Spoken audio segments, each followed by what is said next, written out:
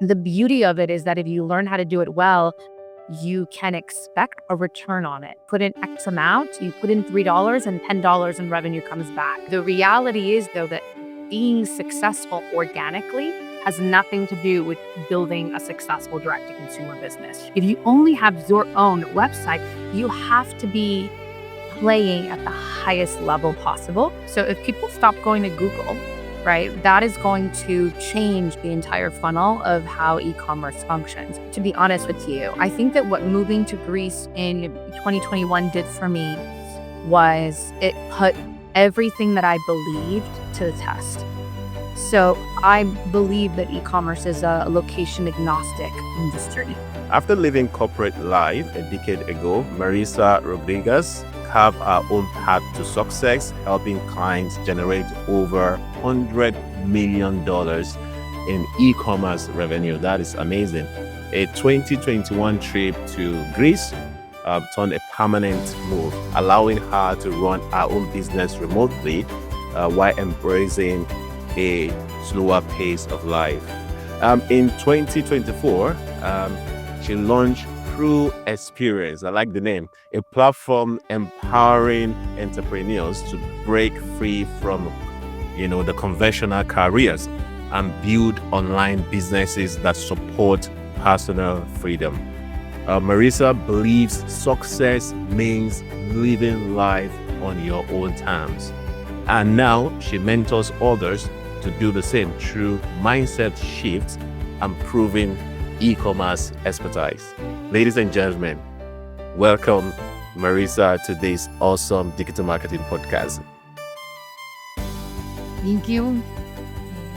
Yeah, actually, when I saw your profile, I was like, yeah, this is the kind of person I want to see on this podcast, because this podcast is not just sharing about digital marketing strategies, but also helping others, especially through their own personal experiences. So, just to begin with, why e-commerce? Ooh. I spent the early part of my career in wholesale and in retail, which is what was the established channels of sales and distribution at the time. Uh, And about 2009, I started to sense that the world was changing. And one of the things that I really felt strongly about with e-commerce was that there would be access to data. I mean, so much of the decisions that we made as wholesalers and retailers were done in a vacuum. You were, deciding what the product was going to be months before. You weren't getting real-time feedback. You were waiting for a sales associate or a buyer to give you some information. And I just loved that with e-commerce, the promise of immediate access to people, to data, to information was unheard of. And I understood very early, right? And in 2009, I was like, that's where I need to be headed, because that's where the future is going. So that's why I'm a big fan of e-commerce, because I lived life without access, data, and a feedback loop, and I've lived life with it. And it's way more empowering and fulfilling and fun when you can see the results of your work in real time. That's amazing. Actually, I remember when, those days where if you are selling something, you have to take the stock yourself. You have to do a lot of things yourself. But these days, especially e-commerce, like you said, you could see the data, you could see everything at work. So I was reading one of the, articles that was written about you, and it happened to occur to me that your journey to funding True Experience, started with you losing your job in 2015. How did that moment of adversity fuel your passion, for building a global e-commerce? Yeah, no, that's a great question. So I was in New York City working basically from 2006 to 2015. And, life in New York City is very fast paced. There wasn't a lot of time to really think or process. My life was very regimented. My schedule was very regimented. I was very ambitious at work. I wanted to grow. I wanted to develop myself. And all of a sudden, the business that I'm working for abruptly shuts down on January 5th, 2015. I'll never forget that. And it's the first time in my adult life that I don't have a job. And it's the first time in my adult life that I have a moment that I'm forced to have a moment to actually stop. Right. And when that happened, what I started to discover for myself is I was going out on, job interviews for like the expected next job that I should be getting. And it was this like discomfort inside of me, this like pit inside of me being like, oh God, no. Like, oh God, no, let's not continue down this path. Like, this is your opportunity. And I had been saying since 2009 that e-commerce was the future. And I had been dabbling in e-commerce businesses and working with e-commerce businesses in some capacity or other since 2007. But when this happened, I realized that this was my opportunity to be like, well, if I'm not going to go down the traditional path and I'm going to create a path for myself, what does that look like? Because it's not like I had anyone around me that had already done what I was thinking of doing. And so, you have to kind of like sit with yourself and be like, how crazy is this? I want to be a consultant. There was like no consultants in my industry at the time, unless you worked for a huge, Bain Capital or, Accenture or one of these firms that I want to be a consultant so that I can work with a lot of different businesses. And I really want to go all in, not just on e-commerce, but on direct to consumer e-commerce. Like I want to master what it's like to grow a business that's not omni-channel, that has only one point of sale and distribution, that's their website. And so that was the beginning of me going off on my own, starting my first LLC, my first business, at diving into, what would eventually become a 10-year run in e-commerce and specifically with direct to consumer brands. But sometimes it takes, to be honest with you, had I not lost my job, would I have gone down that path? I don't think so. Because I think that when you're just go, go, go, go, go, you need time. Sometimes you need time to just allow yourself to be with yourself and be like, is this the right path for me? Am I happy? Am I fulfilled? Do I want more of this? And so, the story that has happened in my life through experience over and over again is that oftentimes it's those moments that are the most challenging, where there's the greatest adversity, that hold the biggest unlock and the biggest opportunity for more. Yeah, yeah. One of the things that I believe in is that your experience is not just there for you sake, it's also there for others' sake. And I think that you have, transformed your experience despite having to lose a job. You've transformed that to something powerful that has now helped, even others to generate more than $100 million in e-commerce sales, so or revenue. That is actually something powerful, and I respect you for that. So you emphasize that there's this approach that you talk about the 360-degree approach to e-commerce. If you were to talk about one strategy that is going to help online businesses, especially e-commerce, to grow or scale their own businesses, what would that strategy be? Well, I think the very first thing is that people don't realize that e-commerce is its own game and functions inherently very differently from retail and from wholesale. I think that the first mistake people make is that they project best practices from other industries onto e-commerce. And I always like to tell people it's like the analogy of sports, right? Tennis, basketball, baseball all have very specific rules. They all have different equipment. You have to show up and play a different game. If you were to show up at a tennis court with a baseball bat, you're not going to be really successful, right? And so the very first thing is that I think that fundamentally there's a lot of misunderstanding and confusion around what is the game of e-commerce, what actually matters in e-commerce, how do I block out all of the shiny objects around me and truly distill my focus to the actions that are going to create the greatest output for the business. And, I think direct to consumer on top of it is, another level of of performance. Because if you only have your website, if you don't have any other point of sale, you don't have Amazon, you don't have a marketplace, a retail partner, or a wholesale partner, if you only have your own website, you have to be playing at the highest level possible.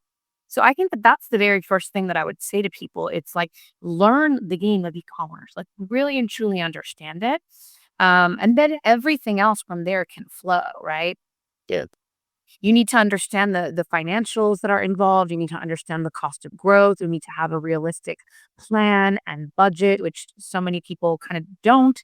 You need to understand the kind of positioning and marketing that works online. How do you get someone to stop and click from an ad, from an email? How do you make it so that it's valuable and important for them in that moment?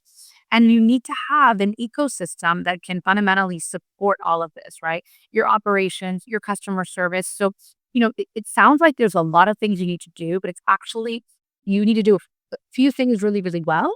And you need to do them really, really well over and over again. You have to master those fundamentals. And then I think that the sky's the limit in terms of what you can do online. That's profound. That reminds me, you of course you mentioned that email marketing, paid ads and all of that. Someone needs to understand everything that has to do with e-commerce business, especially also, in terms of your website. And when I was reading your profile, I realized that the 100 million revenue that you generated for e-commerce businesses is not even including maybe Amazon sales, all of that is just direct, their B2C, right? Am I correct? Correct. So it's over nine figures at this point of only direct to consumer revenue with no other point of sale or distribution. Amazing. Amazing. So in one of your free webinars, you mentioned, I think one of the cornerstone to what you do in e-commerce is paid advertising and email marketing. What would you say is the mistakes or are the mistakes that people make in these areas? I mean, oh my God, great question. So first of all, I think that there's this misconception that like you build a website and people show up. Mm, That could not be further from the truth. Like, the way that you're going to grow your business is by having a steady flow of traffic, of eyeballs hitting your site. The only thing that can guarantee you a consistent uh, stream of eyeballs hitting your site is paid advertising, specifically on Meta and Google for now. A lot of people get very upset with this. They get very angry when I tell them this. It's like, there's all this talk about organic and reels and creating content. And it's like none of that offers the engine that Meta and Google offer. So, like, the first thing is we just have to make peace with the fact that paid advertising is a necessary evil of the e-commerce equation. The beauty of it is that if you learn how to do it well, you can expect a return on it. And it's almost a formula in terms of, you put in X amount, you put in $3 and $10 in revenue comes back. And so once you start to understand that formula and you start to understand how you have to show up and what you have to do and what are the weekly and monthly processes and systems you need in your business to maximize it, then it becomes sort of second nature. Yeah, you're always working on paid ads. You're always then you're using paid ads to build an email list.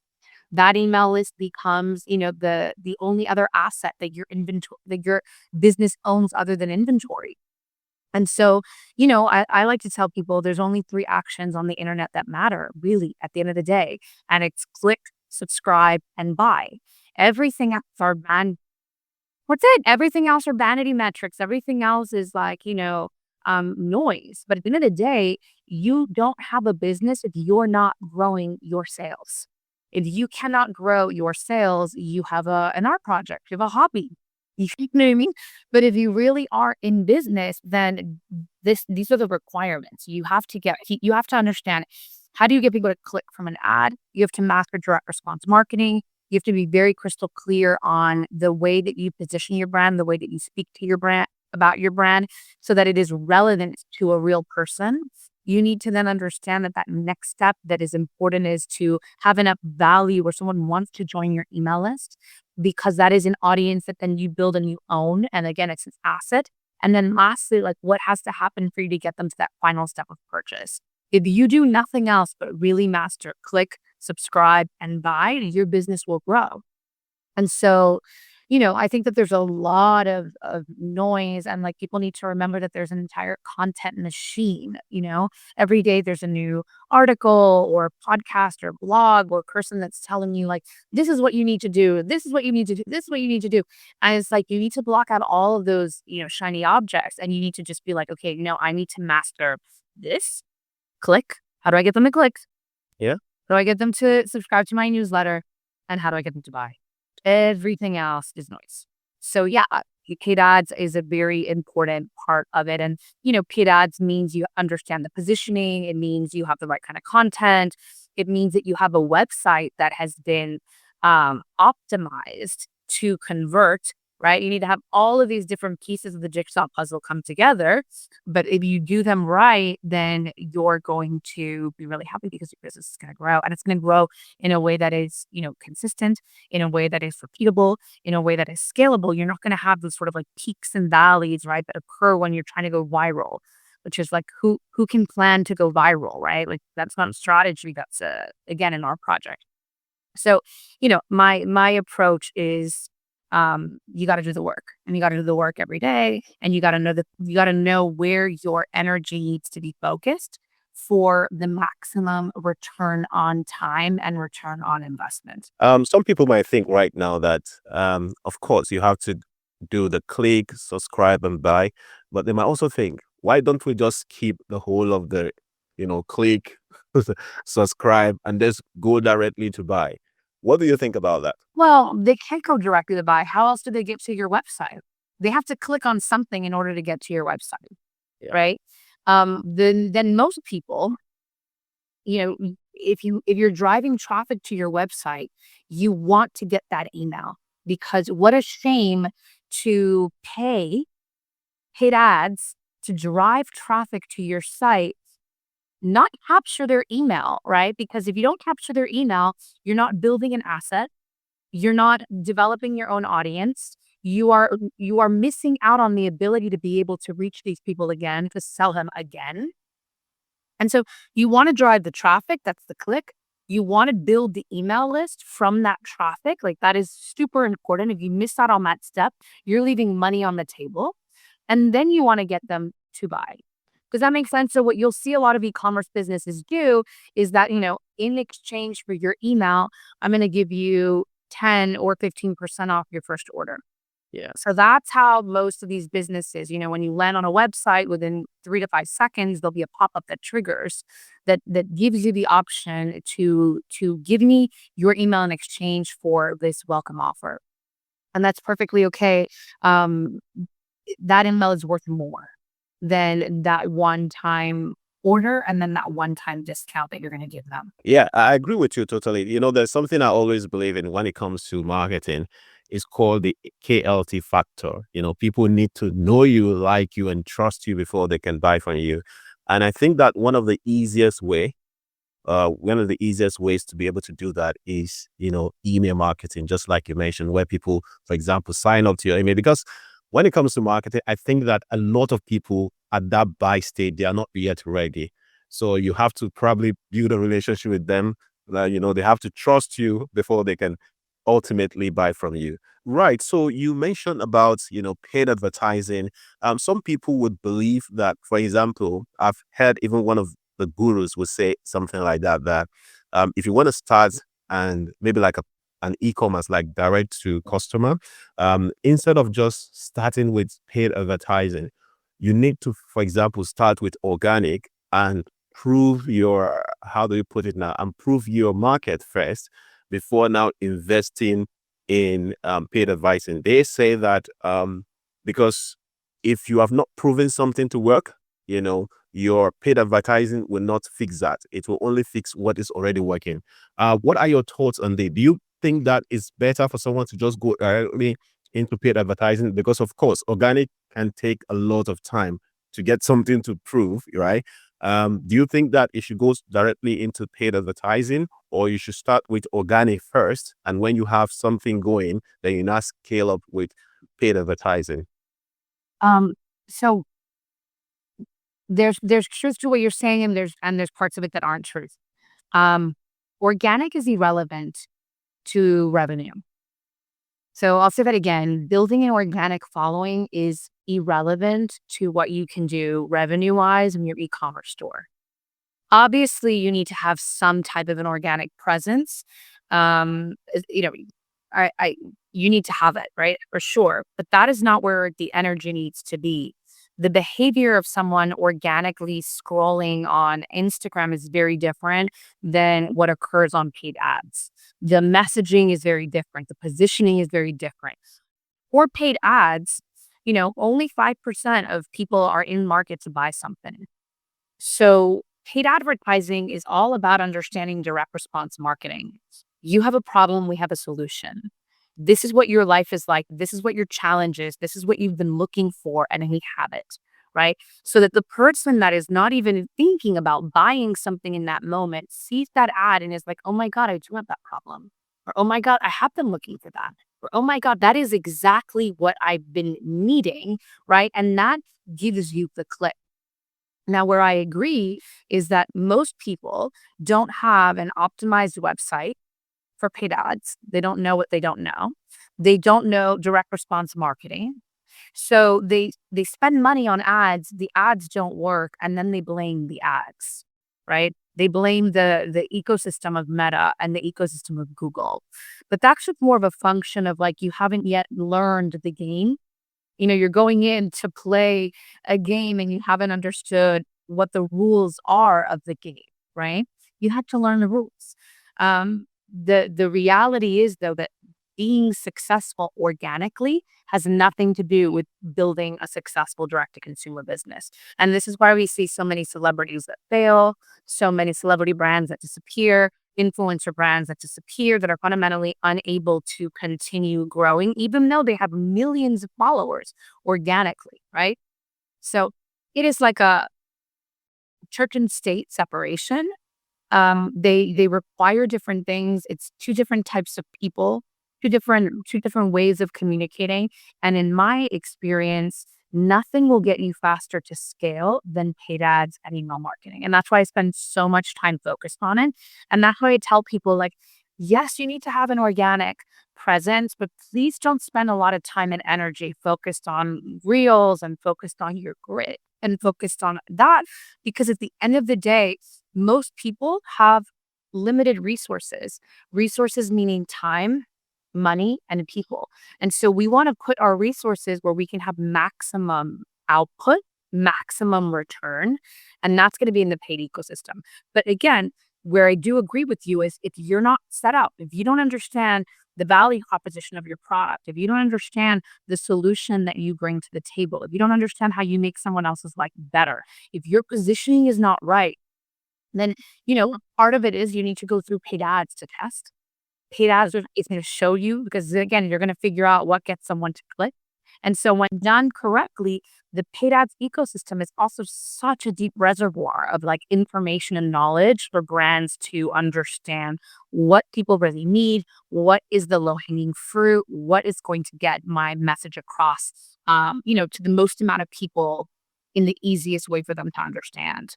But you want to make sure that you're set up properly with the right processes, the right ecosystem that can support it, and that you have a testing cadence so that you're using at the beginning paid ads, not necessarily so that you see a direct conversion, but so that you can start to understand the click, the subscribe, and then ultimately the buy. Does that make sense? Yeah, that makes sense a lot, a lot of sense. So living in Greece as a location independent entrepreneur is a dream for many. How has this, shaped your lifestyle in terms of your approach to coaching and mentoring others? I don't think it's changed anything, to be honest with you. I think that what moving to Greece in 2021 did for me was it put everything that I believed to the test. So I believe that e-commerce is a location agnostic industry. I'm sitting in Greece and I'm scaling brands in North America from another continent, from a different time zone, right? And had absolutely no impact in the work that I'm doing. Moving to Greece just further solidified for me that if you know what you're doing in e-commerce, if you have the right systems, if you have the right people, if you have the right processes, the sky's the limit in terms of what you can do. So, if anything, I think that it's given, um, even though that wasn't my original intention, I think it's given validity to a lot of the things that I believed to be true about e-commerce as an industry, and also made me really grateful because I 100% know that the reason that I'm able to make a choice, like living in Greece and earning my income in North America in the US, is because I work in e-commerce as an industry, right? And so it's made my appreciation for the industry even bigger. And if anything, what I want people to be able to know is it really doesn't matter where you want to live in this era of e-commerce, right? You can you can build and scale a business from anywhere. And a lot of my clients have zero employees. They have all fractional and freelance talent that's located all over the world. So it's also, a lot of the, I think, older conventions of what you have to do in order to have a 7 and 8 or a 9-figure a year business are completely upended in this reality of e-commerce. Right, right. So you have a lot of resources when somebody goes to your website. I say you love to give people value, and that is something I appreciate. So what one resources or one tool that you believe from a true experience ecosystem, what one tool or resources do you believe that every e-commerce entrepreneur would need today? That's a great question. I think that the challenge with answering that question is that everybody is in a different place in their journey. And so I think that that's why I try to have such a variety of resourcing available because, if your business is already live and it's not growing, you might have a positioning issue.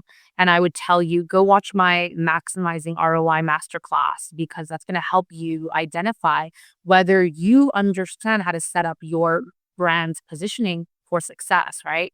If you are um, about to launch or pre-launch, right? You might want to go look at my Shopify tech stack so that you can have peace of mind of understanding what are the third-party tools that I'm going to need and when am I going to need them in my business.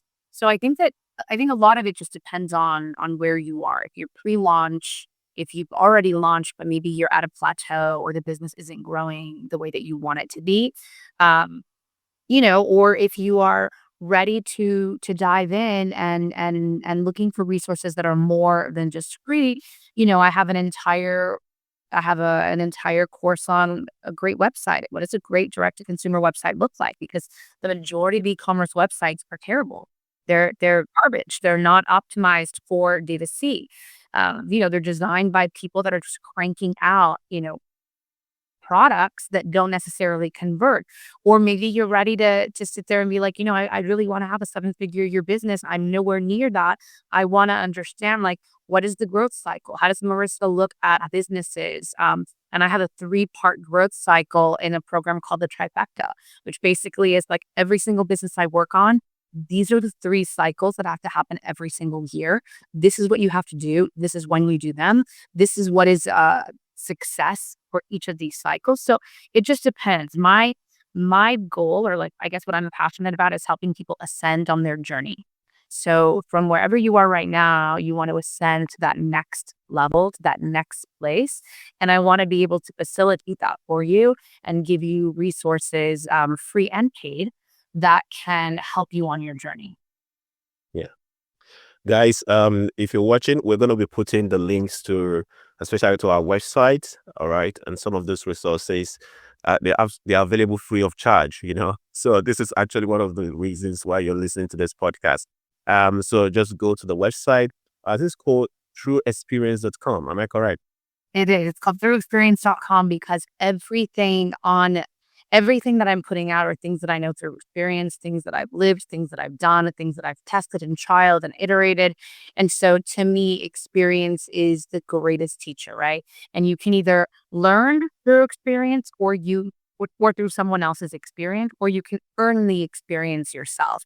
And I guess ultimately what I offer to people is you can learn through my experience and it can shorten your path. It can make your path faster. You can avoid the mistakes, the issues, the blind spots because you have someone who's already walked this path before you, who's going to look up such saying, hey, don't do this, or this. Don't fall into that trap. Put your energy here. And so that's why it's through experience, because ultimately I think that that's the greatest gift that I can give is sharing my valuable experience with others and making their path there better and faster. Right. So, you are aiming to build the largest community of online entrepreneurs. What is one surprising lesson that you've learned, through this experience? Yeah, I think that one of the things that I've learned is how, I mean, there's so many, you know, e-commerce and what is necessary to build and scale a 7 or 8 or 9 figure e-commerce business is one game, right? Building a community, a mentorship program, building a a resource center for people to learn, to do, to grow, to create is something completely different. And so it's been really fun for me. But they're both online businesses, but they're very different types of online businesses, right?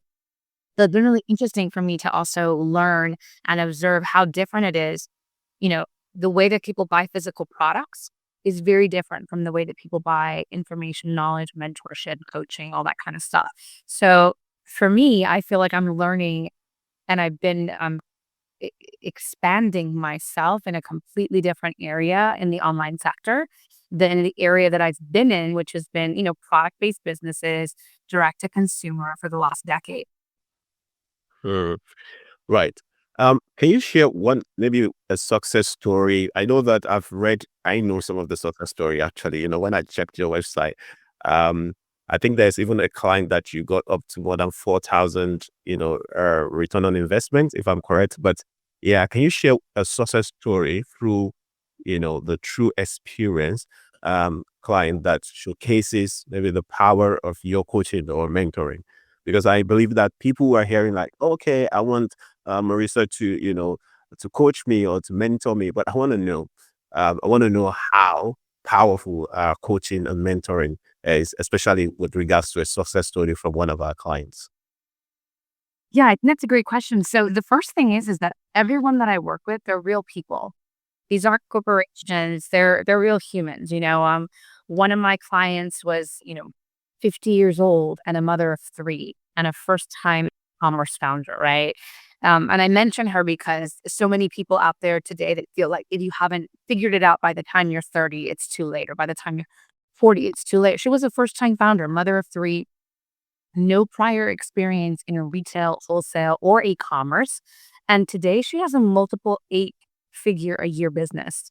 Well, she's on her way with a big vision to do 100 million a year. And so, I'd worked with people from before there was a business where there was nothing but an idea or a product and they needed a go to market strategy. I've worked with businesses that have needed to repivot because what they were doing wasn't working and created an entirely new ecosystem for them to thrive in.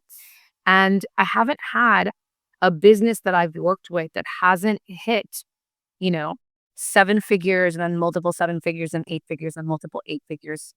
Growth is something that takes time, that compounds on themselves. And all of these people, all of these businesses have operated and used the same methodology, right? Which I advocate for, which is don't do a lot of things, do a couple of things really, really well.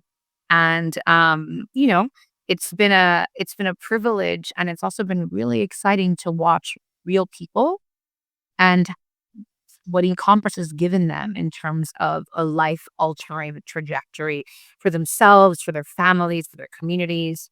Um, So yeah, and the approach that I've had is agnostic of price point or product category. So I don't care if you're selling pet food, if you're selling apparel, if you're selling floor mats, if you're selling underwear, if you're selling bras, if you're selling beauty, like it doesn't matter. The mechanism of e-commerce is the same for all the industries. They all need a click, a subscribe, and a buy. They all have to operate and have the same exact levers to pull and push from, right? I like the story of the woman that you mentioned would, because some other people would think that, oh, I think I'm old, and I don't think I can go on to starting an e-commerce business. But that story is something that I believe a lot of people will resonate with. If someone is going to be starting with e-commerce, and several people go online searching for different advice, piece of advice. What will you advice for someone who is just trying to start an e-commerce business? I think the first thing is to understand what is your goal and what is your definition of success?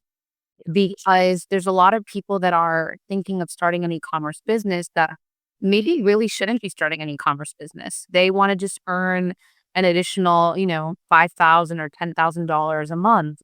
And you could earn that working in e-commerce as a freelancer for somebody else and not even have to go through the headaches of starting your own business. Some people shouldn't be founders. Some people should buy something that's already existing and then make it better. And so I think the very first piece of advice that I would give someone is, why are you doing this? What do you want? What does success look like for you? And I think that that clarity is super important because there's a lot of people rushing into e-commerce, even rushing into business models that they think are easier, like drop shipping or print on demand because they don't have to buy inventory, right? Yeah. But they underestimate the work. They underestimate the cost of growth, right? And really, some of these people are people that just, like I said, he wanted to make an additional 5 or 10 or $15,000 a month, and there's easier ways to do that online. The skill set is the same, whether you launch your own business, whether you buy a business and grow it, or whether you work for a business as a freelancer and fractional, you need to learn the game of e-commerce. But some of these might feel more aligned with what you actually want than others. So that would be my biggest piece of advice is to sort of figure out what is success for you? Why do you want to do this? Right. And then identify which path can get you closest there. And that's also part of the beauty of e-commerce, right? It's like because the skill set is the same, that might change. So you might start as a freelancer or fractional developing a skill set in a specific area of e-commerce. And 5 years later, you might be ready to launch your own business. And the work that you've done as a freelancer or a fractional is only going to help you in launching your own business. Or maybe you are an e-commerce founder and you sell your business and then you don't want to found and start something new, but you realize you've amassed a skill set where you can take existing businesses that are doing 1 or 2 million a year and grow them to 30 million in 2.5 years, and that's where you want to go. So part of what's also amazing about this industry is the fluidity of what it offers you in terms of you getting to decide and design, right, the lifestyle that works best for you. The mindset plays a crucial role, especially in e-commerce success. Um, how do you, for example, maybe help your clients cultivate the right mindset when it comes to e-commerce through the true experience? I think mindset is important for everything you do in life, right? If you don't believe you can do something, you'll never do it. If you want to find all of the reasons why it can't happen, then congratulations, it can't happen, right? And I think that being an entrepreneur, whether you're starting something, buying something, or going out on your own, there's a lot of fear, there's a lot of voices, there's a lot of reasons why you shouldn't do this. But I think that today in 2025, people are awakening to the reality that there is no guarantees in life, right? That going down the stable path of the stable business of the, it is no longer stable. Everything sort of much more fluid these days than that. And so the real question is like, are you going to bet on yourself? And I find that this is why so many people that are entrepreneurial spend a lot of their free time developing themselves, reading books, listening to podcasts, fine tuning and optimizing their morning routine, how they spend their energy, how they're more productive. Because if the player in the game is you, then you want to get the player in the best way, shape possible, right? Mentally, emotionally, physically, to play the game at the highest level that they can. And so, yeah, I think mindset is a huge part of it. When I tell people, especially people that are starting in their journey, right? Back to what we were just saying, like, why do you want to do this? Someone's like, I just want to make $5,000 a month. I'm like, don't start a business. Don't start I'll work for an e-commerce business. Become a specialist in a discipline of e-commerce, and you can make way more than that, right? But the reality is like when people start looking at some of the numbers and they're like, oh my God, $1 million, oh my God, $5 million. I'm like, what are you talking about? There's hundreds of millions of people shopping on the internet every single day in the US alone. That's without Canada and Australia and the UK and Germany and Mexico. I mean, everybody's online. So the only limit to what is possible is the limit that you place on yourself. Yeah. The only limit is the limit that you place on yourself. That is something to jot down. But that's it. So mindset is a huge part of it. And I think that that's why it's so important also to stay focused on the game and the tasks at hand, because one of the sneaky ways that we self-sabotage is all of these shiny objects that we are like, oh, I'm gonna try this, I'm gonna try this, I'm gonna try this, I'm gonna try this, I'm gonna try this, I'm gonna try this. And it's like the people that are the most successful day in and day out, they're doing the same things. They're showing up consistently with discipline, and those actions compound over time and lead to incremental growth. Yeah. So yeah, mindset's a really big part of everything in life. Yeah. Yeah, Marissa. So, I think that one of the things that is constantly evolving is change. I mean, change is inevitable, and e-commerce perhaps is going to change in the next 5 years. Where do you see e-commerce evolving to in the next 5 years, and how is the true experience, preparing entrepreneurs for that? That's a great question. So, actually, the truth is that everyone's like, oh my God, e-commerce is changing so much. But in the last 10 years, it really hasn't. In the last 10 years, it has still been Meta, Google, and email. It has still been, even with the rise of something like TikTok, TikTok doesn't have a, It will AI.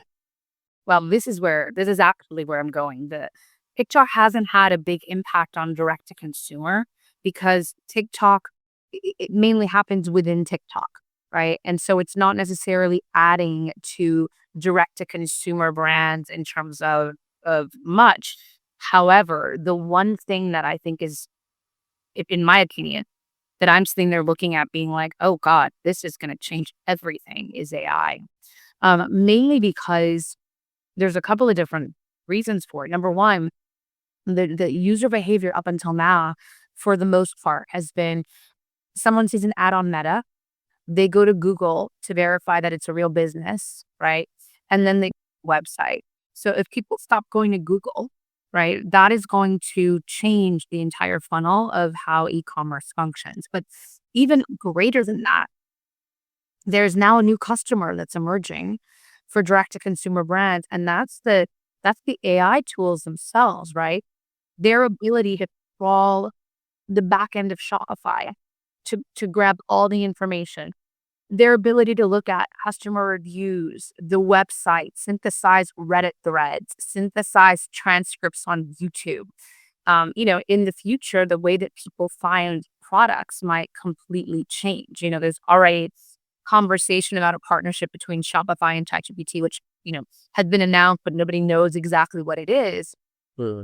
This is the first time that I'm sitting there being like, wow, this is a completely new discipline. How do direct to consumer e-commerce brands prepare themselves so that they have the best way, the best positioning possible for the AI?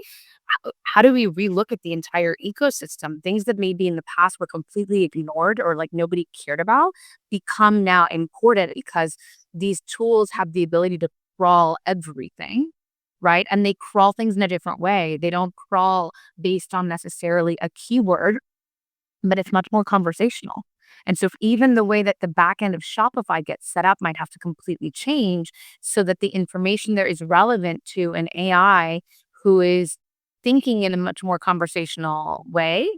So I think that there's some big changes occurring. It's still the early days. And I think if anything, the way that I'm looking at it now and thinking about it for my clients is sort of like identifying what are all the things that we need to start thinking about, right? Like maybe start preparing for like what's the blueprint of Yep.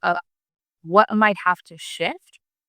But honestly, it's shifting so fast and nobody really fully knows yet, right? So a lot of what we're thinking about is sort of like I'm assuming Reddit is going to become more important because Reddit is something that, the AI can crawl really easily. So how does a brand position themselves on Reddit? Like it's right now still very cerebral.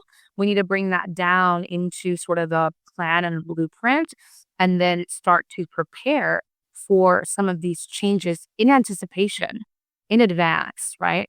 Um, but I think it's going to completely change the way that people find information and the way that people find products.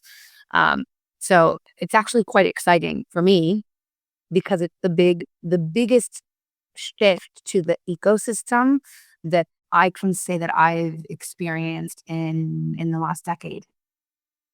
Right. So we'll soon be rounding up. You know, most of these platforms now, like Meta, Google, they're all talking about, AI in marketing. I see Meta, for example, advising people to go into the advantage campaigns and all of that. Google also is talking about, handing over your creative everything to Google so that it finds, I mean, for example, using broad targeting and all that. Um, do you still believe that it's AI, for example, AI can still like make powerful decisions in terms of marketing compared to someone who is experienced like you? Um, you know, how is, I mean, just basically, I want you to touch on AI in marketing, especially with the emerging platforms before we go. Yeah, so I think it's a great question. So the reality is everybody has an agenda. And so Meta and Google have an agenda where they might want people to be using their black box AI products where you really give up a lot of control of understanding why it's working, why it's not working. The reality that I'm seeing is that my clients are utilizing both. We're still doing audiences, we're still doing our manual campaigns, and we're dabbling in the, Advantage Plus campaigns.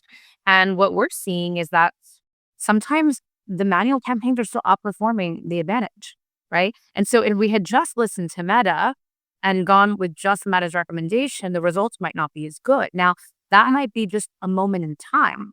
And over time, it might be that more and more and more of it shifts over to Advantage Plus campaigns. I think that as the brand, you need to advocate for what's best for you. And what's best for you might not be what is the product that Meta and Google are pushing at the moment. And so I still believe you need to have a media buyer who knows what they're doing. I still believe you need to have, an expert that's inside at the campaign level that's working on your behalf for the best thing for you and for your business. Right? Does that make sense? And so, yes, we need to listen to them. Yes, I understand where they want to go. Yes, it's a complete, it might change things where, you know, copy, for example, on Meta, post copy might become more important because that's one of the things that the AI can crawl and can learn from the copy on the ad. That copy on the ad might want to have certain, keywords so that Meta's AI understands who the audience is for. So there's all of these things that are shifting, but fundamentally still right now, it's early days. And I believe that reps need to continue to do what's best for them. Test the new things that are coming out for sure, but don't just absolve your power and your knowing to anyone else, right? You need to still have that subject matter expert, that media buyer that's in the campaigns, that's, you know, working on your behalf. That makes sense? Yeah, thank you so much, Marissa. So, someone is listening and say, "Oh, what exactly is this true experience? How can I join the true experience? What am I expecting to learn?" You know, can you walk us through the true experience mentorship program? And if someone wants to join, for instance, how are they going to do that? Yeah. So Through Experience has a lot of different offerings. There's free resources for people that want to just get started. There are some self-paced programs, and then there is a mentorship program that's really geared for people that you're one of three people coming into the mentorship program. You're either a business owner who has an e-commerce business, and you're like, I'm done playing games. I'm ready to go from 1 million to 5 million, or from 5 million to 10 million, or from 10 to 20, or from 20 to 50, and I need the mentorship, and I need the community, and I need the support to get there. Or you're someone who's pre-launch. So you are going to launch, but you're like, you know what? I'm going to launch, but this is not a hobby. I want to hit $1 million in my first year of business. And so I need to have the right support to do that. Or you're someone who is already live and in business, but maybe your business is plateaued and you cannot get from 1 million to 3 million. You've hit that wall and you're like, what I'm doing right now isn't going to get me to the next level. And so I need to bring in someone that can help me get to the next level. The mentorship program is 12, uh, it's a 12-month program. We work through, assessing your business. We go in through sprints to help you get the most out of your business. And really, the goal there is to be your strategic partner of growth year over year, the same way that I've, been with clients of mine from launch that today are doing 20 million, the next year are doing 40 million. And I've been that strategic growth partner by their side. That's the intention with the mentorship program of Through Experience. So high achievers, people that are like, let's go, let's do this. And ultimately, those are the people that I love, right? Like back to mindset, the people that are like, the sky's the limit, let's go, let's do this. Even if you are awakening to that at the age of 50 or at the age of 60 or at the age of 30, like it doesn't really matter to me. But that's who that mentorship program is really for. People that aren't there yet can take advantage of Through Experiences other resources, which are super valuable, super, important. And, like I said, the idea is to ascend people. So maybe that person that's thinking about e-commerce today, becomes a member in the mentorship program later, or that person that comes into the mentorship program and we're able to watch them grow 1,000%, 2,000%, 3,000% year over year as they grow. Um, so does that answer your question? They can find us at throughexperience.com. They can find me on a personal level on LinkedIn, Marissa Rodriguez. I see every single email that comes through, and I'm super involved in all the phases of building out this community of global entrepreneurs, because the intention is to have it really be, I want the high achievers all over the world, not just the high achievers in the US. I want the high achievers that are everywhere. If you're in Dubai, if you're in Riyadh, if you are in the UK, if you're in Greece, I don't really care. I'm like, let's go. E-commerce is available. It's the greatest unfair advantage of our era. And I'm telling you, like 50 years from now, 100 years from now, people are going to be looking back at this moment being like, wow, that was such a pivotal moment where so much shifted in terms of what is possible for everyone. Can you tell I love it? So far, you are a high achiever. You know that you need to connect with, um, Marissa, so that you can work to ascend, your business. Like you said, ascending people is what you stand for. I was even about to ask that. Okay, how are they going to connect with you? But I know that you've already mentioned LinkedIn. Is there any other way? Like maybe you have social media platforms or. You can connect with me, like I said, on throughexperience.com, LinkedIn, Marissa Rodriguez, on Instagram. We are Through Experience Official, and also Marissa_Through Experience. You can connect with me on any of those avenues. Right. So finally, before you go, if you were to look back at yourself when you were starting out, okay, if you were to give advice to yourself while you're starting out, just to wrap it up, what would that advice be? It's interesting because I started in a moment when there wasn't a lot of information, and it was really the wild, wild west of direct to consumer in 2015. And so the first few years for me were really challenging years because I made a lot of mistakes. I hit my head against the wall. I had a lot of stress, a lot of anxiety because there was no one to go to. There was no one who had done it before, right? And so I think that it's less what's the advice I could have given myself back then, because that was the reality that I was, a pioneer in an industry that had no regulation, where everybody was figuring it out, right? The beauty of where we are now is that other people don't have to go through what I went through, right? That you don't have to waste time, waste money, waste energy, and make the same mistakes. That you can find resources out there, guides out there, mentors that can shorten your path and make your path easier and more successful. And I think that if Marissa in 2015 had had that as an option, I know I would have grabbed it. I would have literally grabbed it because I love to learn from other people. I'm an avid reader. Why not learn through experience what someone else has lived through and what has worked for them and not worked for them, right? I think that's the biggest advice I could say to someone is find your person that can guide you, and then go. You don't have to figure this all out on your own. You just have to have a level of discernment to discern who's actually done this, who actually knows what they're talking about, versus who is just cranking out content, or who's just saying nice things, but who actually hasn't lived it before. So make sure that on your journey, you're finding someone who has launched businesses, scaled businesses, that they have case studies of direct to consumer businesses if that's what you're trying to grow, right? That would be my biggest piece of advice. The resources are out there when you start to open up to them. Thank you so much, Marissa. Thank you for coming into the Digital Marketing Talk podcast. Sorry, you wanted to say something? No, I said thank you for having me. Oh, yeah. So, guys, go to trueexperience.com and get resources to ascend your life and business. I have been to the website and I can tell you that there are a lot of wonderful, amazing resources there.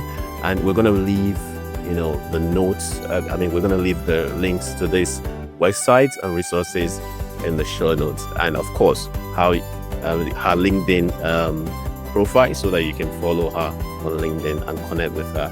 All right. Thank you so much for listening. And thank you, Marissa. And we hope to have you maybe some other time as well. With all that. Thank you so much. No worries.